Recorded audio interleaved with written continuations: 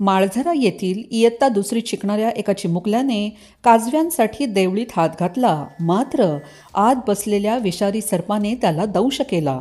या चिमुकल्याचा आज मंगळवारी दिनांक 24 सकाळी उपचारादरम्यान मृत्यू झाला.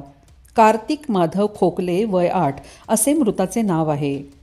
रविवारी शाळेला सुट्टी असल्याने कार्तिक आईबाबांसोबत शेतात गेला होता.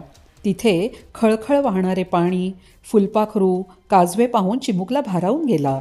त्याने कुतूहलाने काही काजवे रिकाम्या काडेपेटीत बंद करून घरी आणले.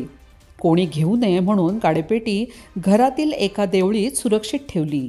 दरम्यान सोमवारी दिनांक 23 सायंकाळी शाळा सुटल्यानंतर कार्तिक मोठ्या उत्साहात काजवे ठेवलेली काडेपेटी घेण्यासाठी देवळीमध्ये गेला.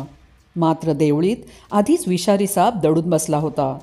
कार्तिकने आत हात घालताच काजवे हाती लागले नाहीत, तर देवळीतील सर्पाने त्याला दंश केला. नातेवाईकांनी त्याला तात्काळ उपचारासाठी जिल्हा रुग्णालयात दाखल केले. मात्र उपचार सुरू असताना आज मंगळवारी सकाळी त्याचा मृत्यू झाला. निरागस चिमुकल्याच्या मृत्यूची वार्ता समजताच गावावर शोककळा पसरली आहे.